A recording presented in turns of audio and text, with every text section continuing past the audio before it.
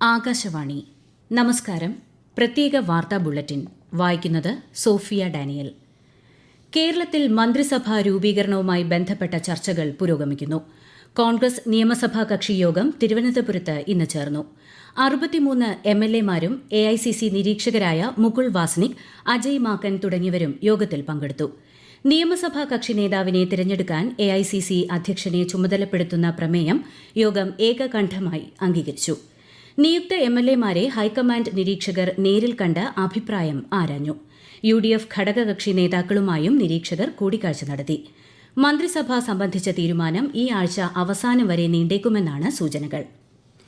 തമിഴ്നാട്ടിൽ പുതിയ സർക്കാർ രൂപീകരണത്തിലെ രാഷ്ട്രീയ അനിശ്ചിതത്വങ്ങൾ തുടരുന്നു. സർക്കാർ രൂപീകരിക്കാനുള്ള അവകാശവാദം ഉന്നയിച്ച് TVK നേതാവ് വിജയ് രണ്ടാം തവണയും ഗവർണർ രാജേന്ദ്ര വിശ്വനാഥ് ആർലേക്കറെ സന്ദർശിച്ചു. ഏറ്റവും വലിയ ഒറ്റകക്ഷി നേതാവെന്ന നിലയിൽ ഗവർണറുടെ ക്ഷണപ്രകാരമായിരുന്നു സന്ദർശനം.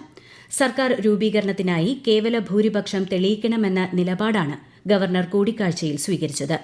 118 MLA-മാരുടെ പിന്തുണയാണ് ഭൂരിപക്ഷത്തിന് ആവശ്യം.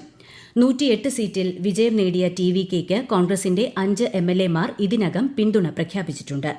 സർക്കാർ രൂപീകരിക്കാൻ TVKയെ ഗവർണർ അനുവദിക്കണമെന്നും ഭൂരിപക്ഷം സഭയിൽ തെളിയിക്കാൻ അവസരം നൽകണമെന്നും ഇടത് പാർട്ടികൾ നിലപാട് വ്യക്തമാക്കി. പശ്ചിമബംഗാൾ നിയമസഭ പിരിച്ചുവിട്ട് ഗവർണർ RN രവി വിജ്ഞാപനമിറക്കി. നിയമസഭയുടെ കാലാവധി പൂർത്തിയായതിനെ തുടർന്നാണ് നടപടി. ശനിയാഴ്ചയാണ് പശ്ചിമബംഗാളിൽ പുതിയ സർക്കാരിന്റെ സത്യപ്രതിജ്ഞ.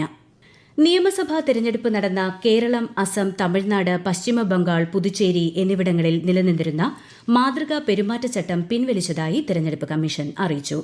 തെരഞ്ഞെടുപ്പ് ഫലം സംബന്ധിച്ച ഔദ്യോഗിക വിജ്ഞാപനം തെരഞ്ഞെടുപ്പ് കമ്മീഷൻ ഇന്നലെ പുറപ്പെടുവിച്ചിരുന്നു. നിയമസഭാ തെരഞ്ഞെടുപ്പിലുണ്ടായ ജനവിധിയെ ആദരവോടെ സ്വീകരിക്കുന്നതായും തെരഞ്ഞെടുപ്പിൽ വിജയം നേടിയ UDF-നെ അഭിനന്ദനങ്ങൾ അറിയിക്കുന്നതായും CPIM പോളിറ്റ് ബ്യൂറോ അംഗം പിണറായി വിജയൻ. ഉത്തരവാദിത്തമുള്ള പ്രതിപക്ഷമായി പ്രവർത്തിക്കുകയാണ് LDF-ന്റെ ലക്ഷ്യം.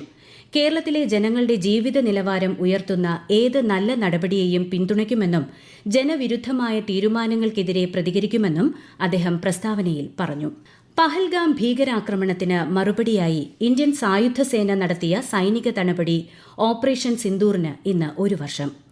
ഭീകരതയ്ക്കെതിരായ രാജ്യത്തിന്റെ അചഞ്ചലമായ ദൃഢനിശ്ചയത്തിന്റെ ഉദാഹരണമാണ് ഓപ്പറേഷൻ സിന്ദൂർ എന്ന് രാഷ്ട്രപതി ദ്രൌപദി മുർമു പറഞ്ഞു. ജാഗ്രതയോടെയും ഐക്യത്തോടെയും വെല്ലുവിളികൾക്ക് ശക്തമായ മറുപടി നൽകാനുള്ള തയ്യാറെടുപ്പുകളോടെയാണ് രാജ്യം നിലകൊള്ളുന്നതെന്നും രാഷ്ട്രപതി വ്യക്തമാക്കി. ഉപരാഷ്ട്രപതി CP രാധാകൃഷ്ണനും ഓപ്പറേഷൻ സിന്ദൂറിന് അഭിവാദ്യം അർപ്പിച്ചു. ഇന്ത്യൻ സായുധ സേനയുടെ സമാനതകളില്ലാത്ത ധൈര്യവും ദൃഢനിശ്ചയവും ഓപ്പറേഷൻ സിന്ദൂറിലൂടെ പ്രകടമായതായി പ്രധാനമന്ത്രി നരേന്ദ്രമോദി അനുസ്മരിച്ചു. സായുധ സേനയുടെ പോരാട്ട വീര്യത്തെ രാജ്യം ഒന്നടങ്കം അഭിവാദ്യം ചെയ്യുന്നതായും അദ്ദേഹം പറഞ്ഞു. 26 പേരുടെ ജീവൻ നഷ്ടമാകാൻ ഇടയാക്കിയ പഹൽഗാം ഭീകരാക്രമണത്തിന് മറുപടിയായി 2025 മെയ് 7-നാണ് ഇന്ത്യ ഓപ്പറേഷൻ സിന്ദൂർ ആരംഭിച്ചത്. പാകിസ്ഥാനിലെയും പാക് അധിനിവേശ കശ്മീരിലെയും 9 ഭീകരകേന്ദ്രങ്ങൾ തകർത്തതിന് പുറമെ നിരവധി ഭീകരരെയും ഈ സൈനിക നീക്കത്തിലൂടെ വധിക്കാൻ സായുധസേനയ്ക്ക് സാധിച്ചു. അഖിലേന്ത്യാ സൈനിക സ്കൂൾ പ്രിൻസിപ്പൽമാരുടെ 52ാമത് സമ്മേളനത്തിന്റെ ഉദ്ഘാടനം പ്രതിരോധ സഹമന്ത്രി സഞ്ജയ് സേഠ് തിരുവനന്തപുരത്ത് നിർവഹിച്ചു. കഴക്കൂട്ടം സൈനിക് സ്കൂളിൽ നടക്കുന്ന 2 ദിവസത്തെ സമ്മേളനത്തിൽ 33 സൈനിക് സ്കൂളുകളുടെ പ്രിൻസിപ്പൽമാർ പങ്കെടുത്തു. അച്ചടക്കവും ഉത്തരവാദിത്തവും ദേശസ്നേഹവുമുള്ള യുവാക്കളെ രൂപപ്പെടുത്തുന്നതിൽ സൈനിക സ്കൂളുകൾക്ക് നിർണായക പങ്കുണ്ടെന്ന് ശ്രീ സഞ്ജയ് സേഠ് പറഞ്ഞു. യുദ്ധസ്മാരകത്തിൽ പുഷ്പാർച്ചനയോടെയാണ് ചടങ്ങുകൾ ആരംഭിച്ചത്. സൈനിക് സ്കൂൾ സംവിധാനം ശക്തിപ്പെടുത്തുന്നതിനുള്ള ഭാവി സംരംഭങ്ങളെക്കുറിച്ചുള്ള ചർച്ചകളാണ് സമ്മേളനത്തിൽ നടക്കുന്നത്. റെയിൽവേ ലെവൽ ക്രോസിംഗുകളിൽ നിയമലംഘനം നടത്തുന്നവർക്കെതിരെ കർശന നടപടികളുമായി തിരുവനന്തപുരം റെയിൽവേ ഡിവിഷൻ. സുരക്ഷാ നിയമങ്ങൾ ലംഘിക്കുന്നവരുടെ ഡ്രൈവിംഗ് ലൈസൻസ് റദ്ദാക്കുന്നത് അടക്കമുള്ള നടപടികൾ സ്വീകരിക്കും.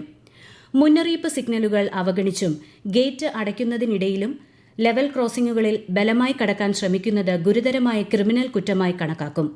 പിഴയും ശിക്ഷയും അടക്കമുള്ള നടപടികൾ ഇതിനെതിരെ സ്വീകരിക്കുമെന്നും റെയിൽവേ അറിയിച്ചു. സംസ്ഥാന നിയമസഭയിൽ തെരഞ്ഞെടുക്കപ്പെട്ട 11 വനിതാ ജനപ്രതിനിധികൾക്കുള്ള ആദരസൂചകമായി വിമൺ 11 ഓഫർ പ്രഖ്യാപിച്ച് സപ്ലൈകോ. ഈ മാസം 11 മുതൽ 11 ദിവസത്തേക്ക് തിരഞ്ഞെടുത്ത 11 ശബരി ഉൽപ്പന്നങ്ങൾ 11% വിലക്കുറവിൽ വനിതാ ഉപഭോക്താക്കൾക്ക് സപ്ലൈകോ ലഭ്യമാക്കും.